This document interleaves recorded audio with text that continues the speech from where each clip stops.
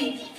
1914 में जब पहली जंग अजीम शुरू हुई तो हिंदुस्तान की तारीख आजादी में भी नया जोश पैदा हुआ।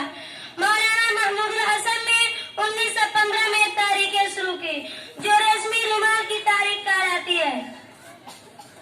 उसका मकसद एशियाई मुल्कों की मदद से अंग्रेजी हुकूमत का तख्ता उलटना था, लेकिन राज खुल गया और अंग्रेजों ने मौलाना को गिरफ्तार करके माल्टा में कैद कर दिया, जिनमें साथी मौलाना हुसैन अहमद मदनी भी शामिल थे। उनके साथ माल्टा में कैद कर दिए गए। उसी जमाने में महात्मा गांधी जनूबी अफ्रीका से वापस आए थे। उनकी रहनुमाई की आजादी की एक नई ताकत मिली। हिंदू मुस्लिम कंधे से कंधा मिलाकर अंग्रेजी हुकूमत के खिलाफ मोर्चा लेने लगे।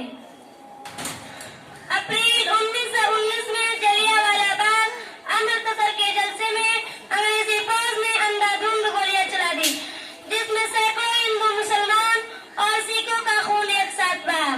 इस हादसे पर सारे हिंदुस्तान में गम और गुस्से की लहर बह गई।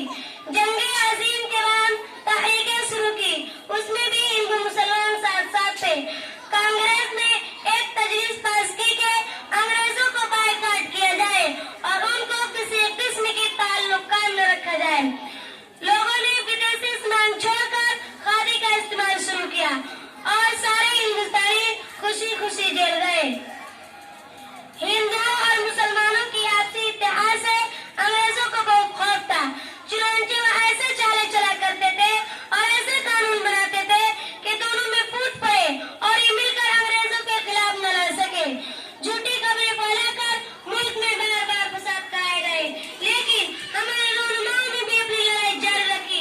इस रहनुमाओं में गांधी जी के अलावा मोतीलाल नेहरू, जवाहरलाल नेहरू, मौलाना अब्दुल कलाम आजाद, हकीम अजमल खान, खान अब्दुल गफ्फार खान, डॉक्टर मुख्तार अहमद, अंसारी राजगोपाल, मिसना सरोजी नायडू, सरदार वल्लभ भाई पटेल, सुभाष चंद्र बोस, मौलाना हुसैन अहमद मदनी, डॉक्टर राजेंद्र प्रसाद, डॉक्टर सैयद महमूद, रफी अहमद, कदवारी वगैरह शामिल थे।